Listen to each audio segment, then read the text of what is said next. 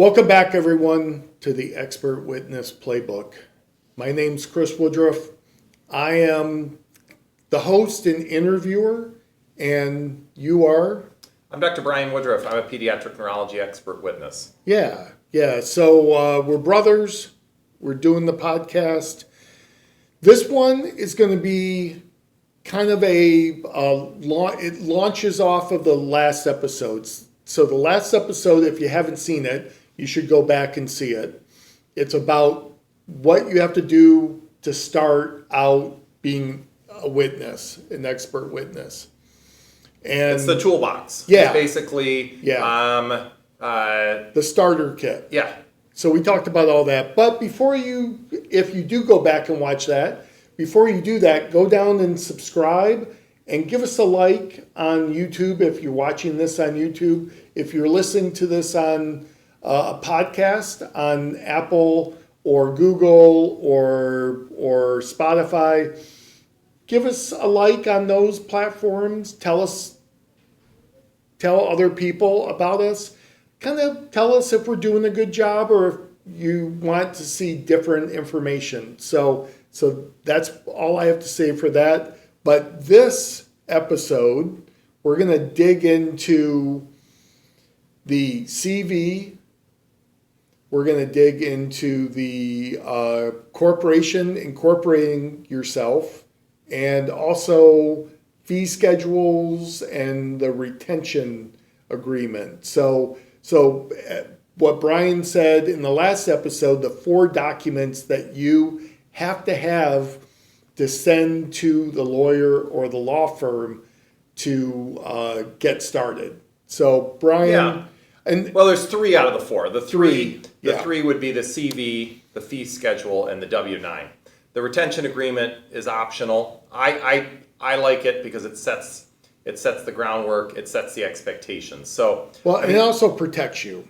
Yeah, it does. Protects you from if something goes wrong, if something goes sideways in the case, you need to protect yourself. Yeah, there's expectation there, and in this episode we'll show you examples. Being my CV. My CV is super simple. I think that some of the key features of what I think a good CV has in it is, number 1, it's simple. Number 2, it has information related to how they can contact you. And at the top of mine, you're going to see it has my name, my address, my cell phone number, all there at the very beginning, because people need to know how to get a hold of you.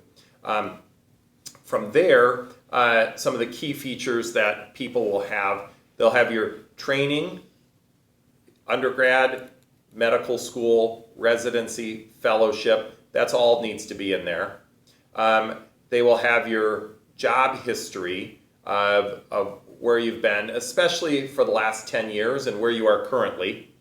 And the other things that I often see on there, and think about this is all about you qualifying people. It's a document to sell yourself to attorneys, to show them, that you are an expert and what you've done. Well, and the judge, right? The judge. Well, could the court, review. yeah. So ultimately, it's going to be submitted. If you go into a trial, it's going to be submitted there. So the CV will also often contain your board certification, which we talked about how important that was on previous episodes. What publications you have, if you have any. And in order to be an expert, you do not have to have publications. I say there are 2 kinds of experts out there. There's sort of the ones that are very academic and do a lot of the publishing, and that's great for certain cases. And then there are those that are in the trenches. And I think of myself as being more of the expert in the trenches. I'm seeing patients all the time. And so that's sort of my focus. People will put in there not only publications, but presentations. But what is often left out of this sort of an expert CV is all that flowery description of every job you've ever had, and you know that you set some budget that was amazing or achieved this goal. Think about this as, does an attorney really care about that? You can have two different CVs. You can have your professional one for your academic, and you can have one for your expert witness. Yeah. I always say that only put in there what you think a lawyer should know or the court should know about you. Like, you don't need to put in that you're married or your wife's name or your spouse's name, your partner's name, your kids' names, your hobbies. Don't put that stuff in there. It should be short, concise, and someone should be able to look at it for 5 minutes and tell that you're a qualified expert witness for the case that they are hiring you for. Yeah. So the next thing is, and so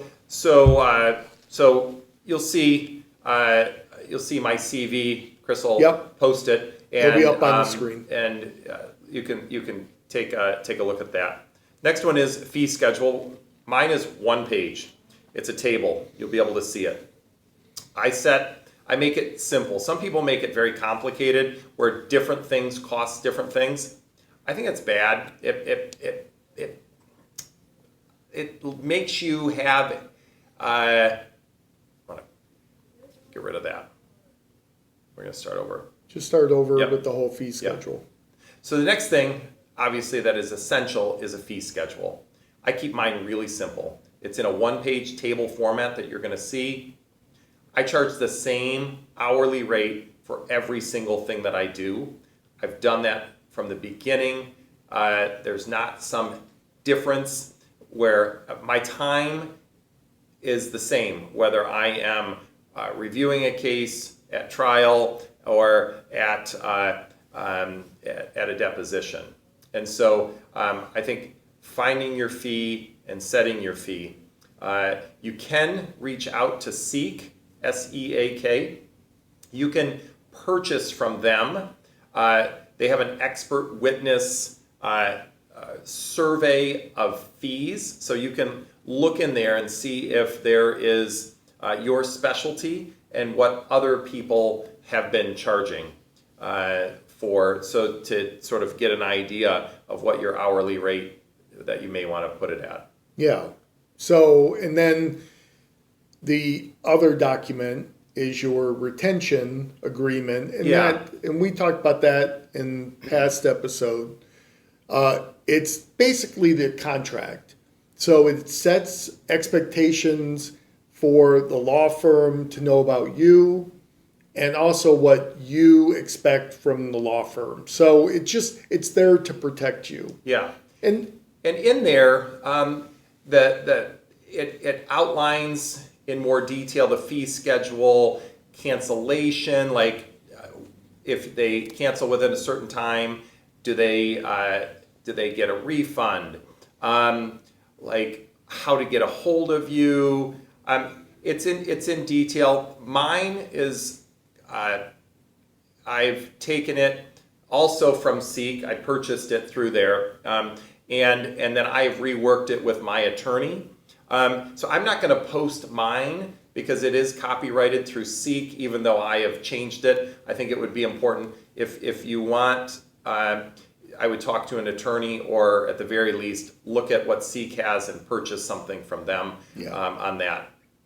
And then we've talked about this on a previous episode, is the W-9, which is super easy. You can find a PDF that you can it has all the stuff to fill in, and then you would print it out, you sign it, you scan it, and then you have it available. Yeah. But before a W-9, let's talk about incorporating. So technically you can be a sole proprietor, meaning you can bill people directly as yourself. You can. And I know people that do that. Yeah. I talk to an attorney. I would encourage you to talk to an attorney.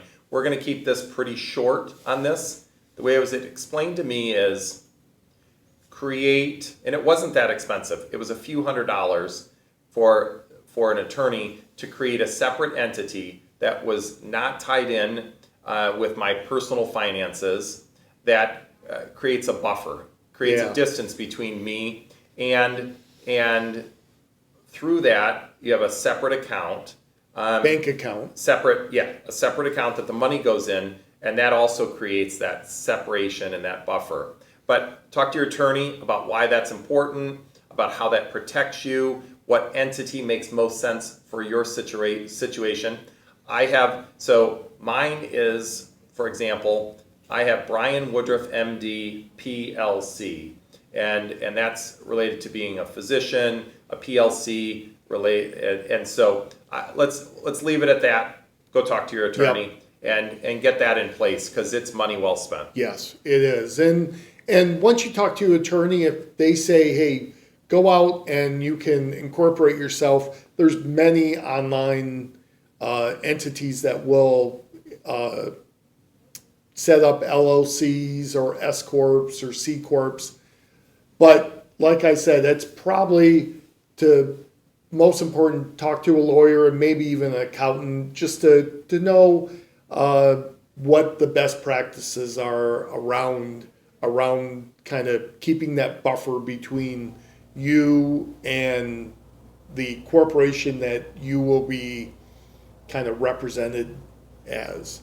I'm trying to think, is there anything else? I think that's it for this episode. Yeah, so but we appreciate getting a chance. Reach out. Go to my website, childneurologyexpert.com. It has my email address. It even has my cell phone number. And if you want to get a hold of me and ask a question, I'm always happy to answer them. Yep.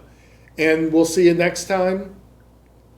We're here with Expert Witness Playbook podcast and YouTube channel.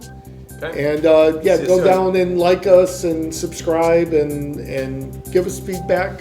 And that's about it. Thanks, Brian. Thanks, buddy.